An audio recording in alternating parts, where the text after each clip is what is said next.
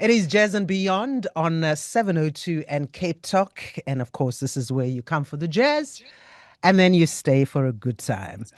And our guest today, I'm excited to have a conversation with him.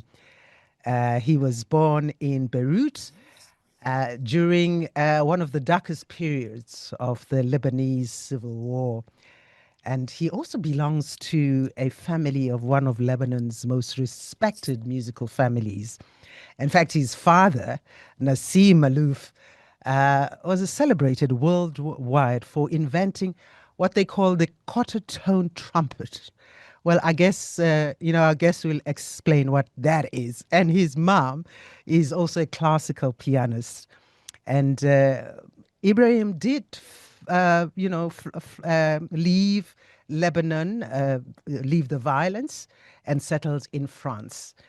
But we're also chatting to him today because he's one of the most fascinating contemporary musicians. His story extends beyond jazz music.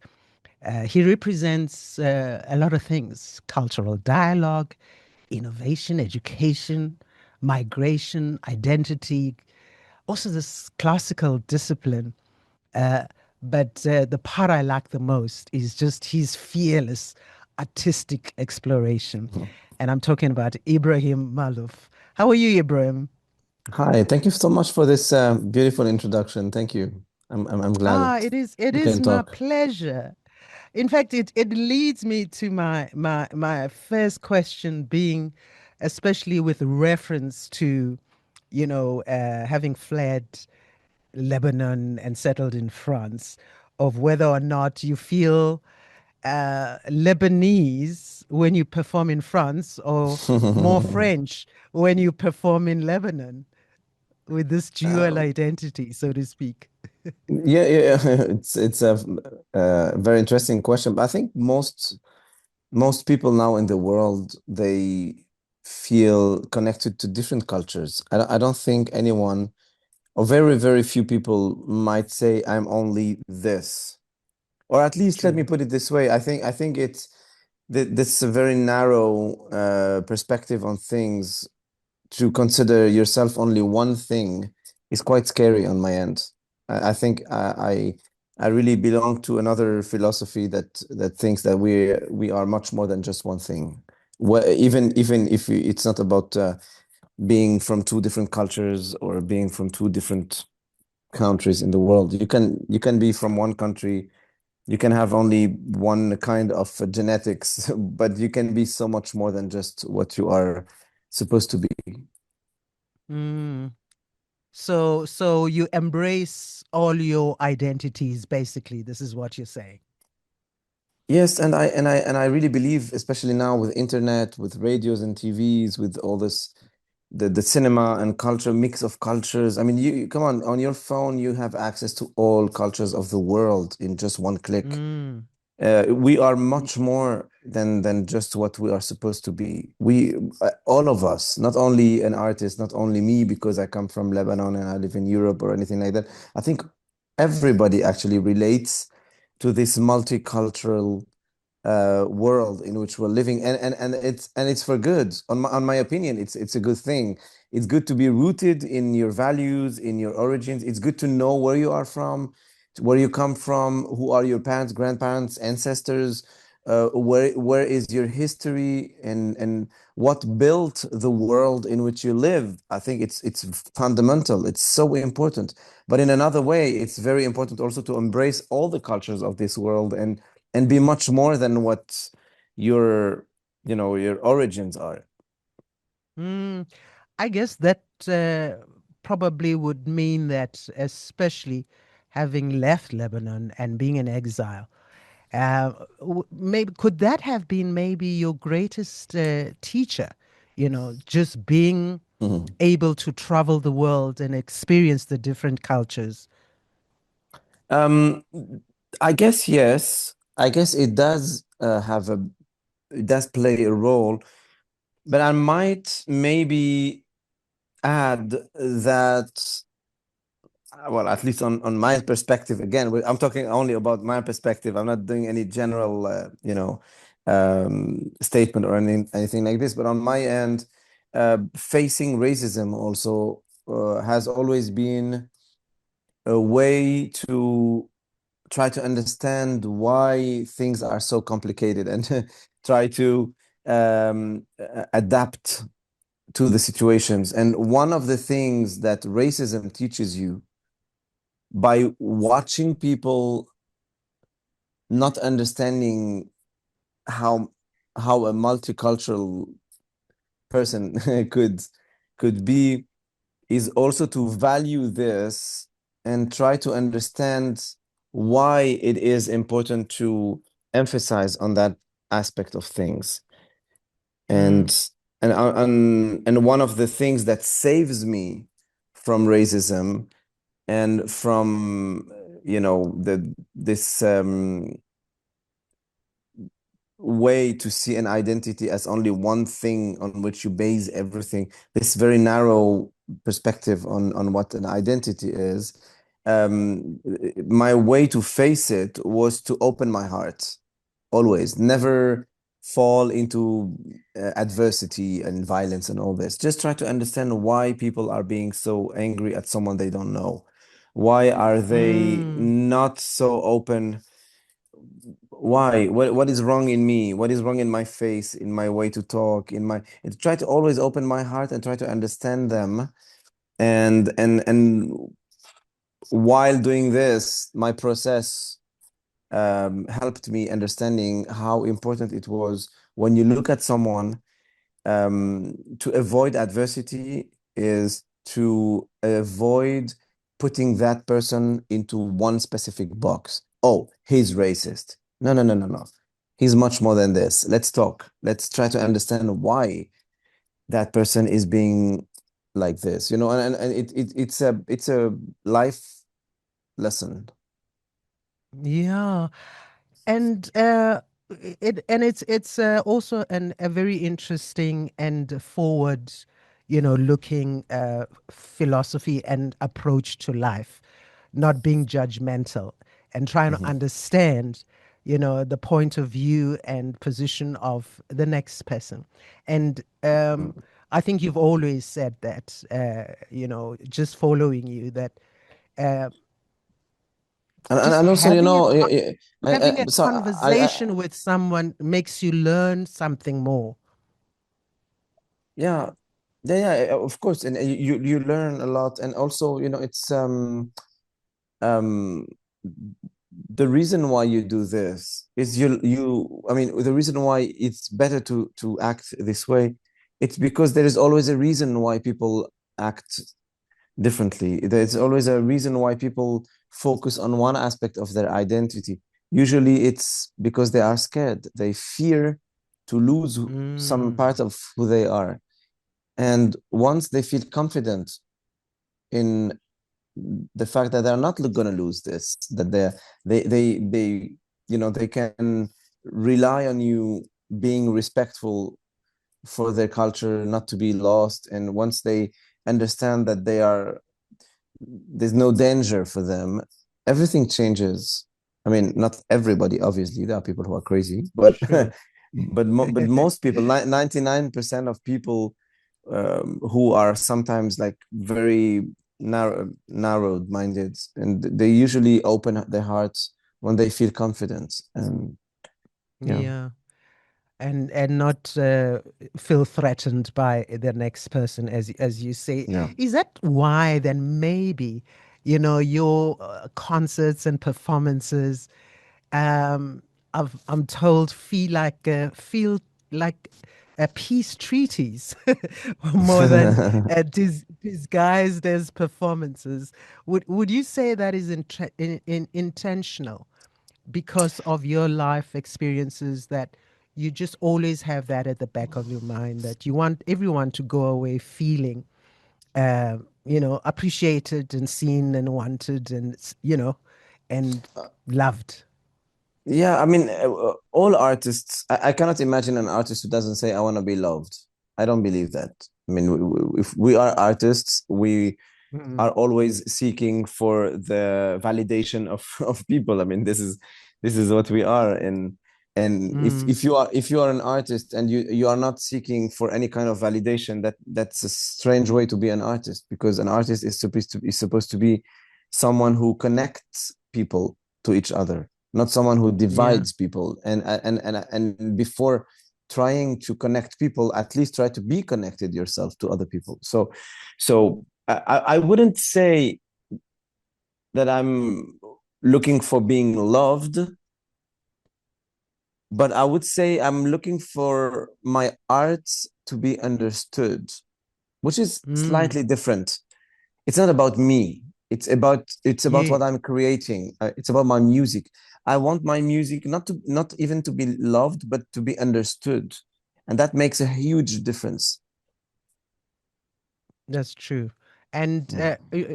yeah, even though I wasn't saying about you being loved, I'm saying Yeah, your actual performance yeah, feels like a peace treaty. It's like, hey, can we all come together and be one, and be united? yeah. I want to talk about your dad's quarter tone trumpet. What Mm. is that for us who don't play a trumpet? That makes it So so special. when my father was a Lebanese farmer in the 50s and in the beginning of the 60s. And one day so he was, in the Lebanese mountain, poor farmer. And one day he discovered a trumpet that was an old trumpet that belonged to the fanfares that used to be playing in the Lebanese French mandates in Lebanon for years. So Europeans brought those trumpets and brass in the beginning of the 20th century. And one day my father discovered one of these trumpets and he started blowing in it and he liked it and he wanted to learn how to play these trumpets. So he went to Beirut, he took a few lessons.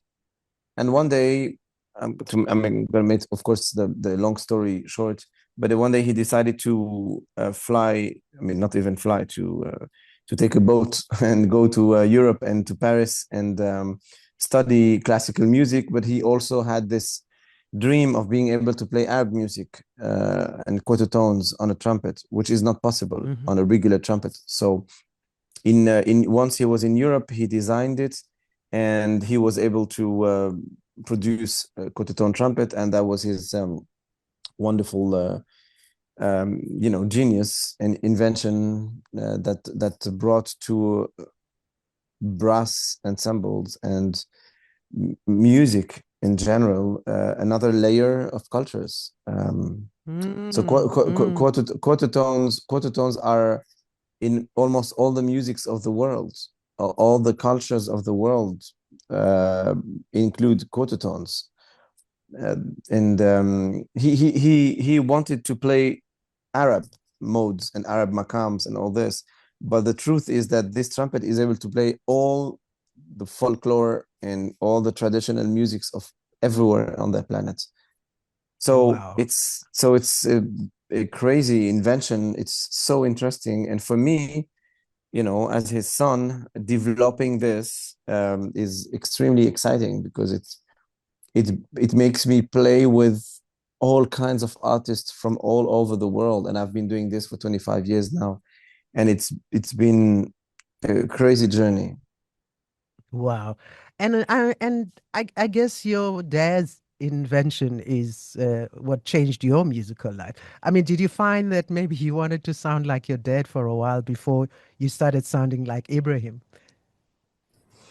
Yeah, I'm his first and main student Yeah. on that trumpet. So I definitely started playing like him at first, when I was Mm, a kid, and I was, following his steps, and he was teaching me every detail of how to play trumpets, whether it was classical, contemporary, not jazz, because he obviously didn't play jazz, but Arabic music mostly. And yeah, I used to play exactly like him when I was a kid. But then at some point, of mm, course, I had to, adapt it to my personality, and we're quite different, my father and me. No Yeah. surprise because we're all different. But yeah, I wasn't.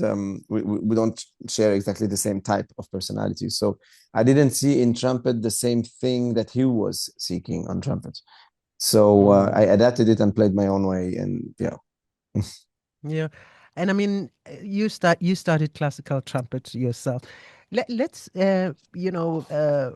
just talk about the two differences because classical music, we know it as music that teaches perfection, and jazz music, teaches freedom and being free. For you, which of the two, or is it the combination that taught Ibrahim to just live, you know, within perfection Um, and freedom? I think each culture brings something different. Mm, But I wouldn't even say that classical and jazz would be divided like in two different. I mean, in classical music, freedom is amazing also, and in jazz, discipline is the key. and And important too. Mm, oh yeah, and but it's true that most of the jazz philosophy is based on freedom, and most of classical music um, relies on the perfection and the discipline and all this. mm. But I try not to see things so like divided in this kind of In boxes. boxes and Yeah, yeah, I hear yeah. you. Mm, I try to. I mean, the reason why I now still play classical music, it's because there is so much freedom in it, but most people don't dare be free in classical music, even though they should, because classical music can be so interesting when it's played freely. I can give you an example. I created an orchestra, a classical music orchestra mm. specialized in improvisation. So we are like 40, 50, 60 people, classical musicians, Wow. all of them amazing classical musicians coming from the best level of orchestras and classical studies. We go on stage, no stands, no chairs, and we start improvising exactly the same way that jazz players do. And it's so interesting and exciting. In jazz music, sometimes they don't improvise. Sometimes they just don't improvise. They just uh, play modes and codes and phrases that they have been working on for years and years, and they are not even improvising. They're just pretending that they are improvising. So so and in Arab music it's the same. There is also a huge part of it that is very put in, like there are codes and makams that you can use and makams that you cannot use, and rules and discipline and all this. And there is a huge part of freedom also in the way you improvise. So all together, I think I built my own way to develop my music, my compositions, my way to be on stage, that mixes Mm, all those values and maybe more also, more philosophy of what the music is supposed to be, um, especially when it comes to um, trying to understand how to fit the different cultures of this world. This is something yeah. that is really very interesting on my opinion. It's how can I. And mhm. Sorry, I'm No, doing long go ahead. answers. No, go ahead. Go ahead. In fact, my next question was just continuing what you're saying. Yeah, go ahead. Okay, Finish. so yeah, when I was a kid, I used to put the radio of my father and mother, these transistor radios, and I used to, there was no internet, and I couldn't go to concerts. We didn't have money or anything like that, so I used to use this transistor and turn the button until I reach a radio. And once I was on a radio, whatever the music was, whatever it was it was classical or rock or pop or hip hop or any kind of Mm-hmm. music, I used to take my trumpet and try to adapt and play with what I was hearing because I wanted to be connected to the world. And Wow. and after when I was 20 years old, I started doing this as as to make a living, being connected to musicians from Mexico, from Chile, from Africa, from Asia, from everywhere, being connected to artists. That's like my philosophy, being connected to people Mm. through music. This is yeah, I don't care about identities, techniques. I don't really uh, give too much importance to definition of things. I just want to be connected. With all that you're saying, and I mean, a lot of young musicians actually admire you because of this courage of ignoring musical categories. What would you say to them for them to not fear? I think a lot of musicians fear disappointing traditional audiences by not, exploring and being open-minded, and just trying a lot of things. What gives you the courage to do that? I think there's a new generation that doesn't really fear this anymore. I think it used to be. Mm, I think it mm, used to be true, so true, but I'm not sure yeah. it's still that true anymore. But my way to see, I mean, my relationship with music is very similar to my relationship with people. If I'm invited in a dinner and there are many different people coming from Mm, various countries, religions, identities, and we're talking about, I don't know, food, for example, and we're just talking about food. Oh, and I love this food, and what about this food? And oh, you should taste this. Oh, there's this very cool restaurant, and blah blah blah. And then, okay, we finished the dinner, we ate, we had fun, and okay, goodbye. I I'm if I'm gonna talk to my wife, for example, about this dinner, I'm not gonna say, oh, I was talking with this Indian Pakistani Muslim guy who was telling me about this food. I I'm not gonna say, oh, there was this young Japanese. Da, da, da, da. I'm not gonna say this. I'm gonna take about. mm, I'm just gonna say I was with people. I was with yeah. people. And of course, if you dig and if you ask me, I'm gonna tell you, yeah, they were from this place, or they were this kind of religion, or they were. But it's not gonna be the main thing I'm going to remember. It's not gonna be the thing I'm going to focus Mm, on, because I don't care. The skin yeah. color, the religion, the beliefs, even the political beliefs, and all this. I'm just gonna be talking to a human being. so Mm, so with music, it's the same. If I'm touched by the music I'm listening to, even if I know nothing about it, even if I don't know anything about the culture where it comes from, I'm just touched by it. If I'm touched, uh, I'm connected. And if I'm connected, I feel it's my family. I feel home. And that's enough for me. and that fulfills you. Yeah, So do you believe then that music succeeds where diplomacy fails? Because then definitely. Oh, yes. audiences, you know, I taught more about humanity through music than politicians could ever do. Oh, yes.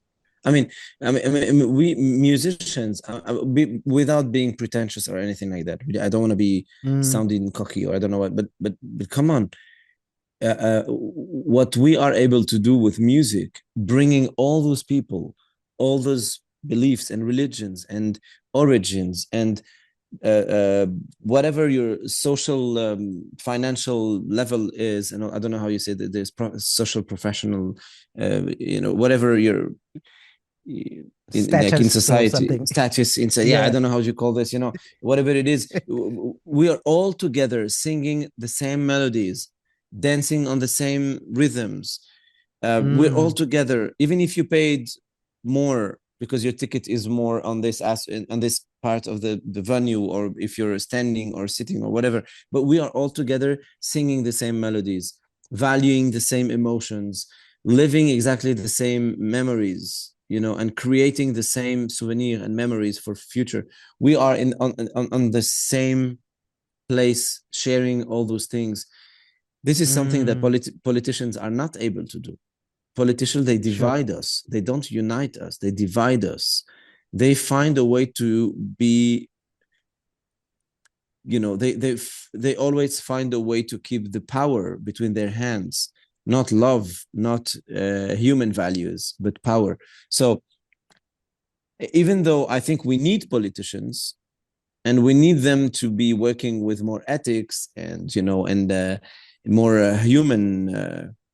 humanity in the way they deal with things, but definitely we succeed in uniting people more than politicians, and that's definitely the reason why politicians always need artists with them and nearby, because they know Mhm. that we have this magical stick that brings everybody together.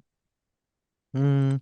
Do you think musicians sometimes find it a big responsibility to becoming, a symbol of cultural dialogue, or is it just this something that they should embrace and enjoy, that that's the impact of their artistic, expression, that it brings positive um, results, and embracing of humanity.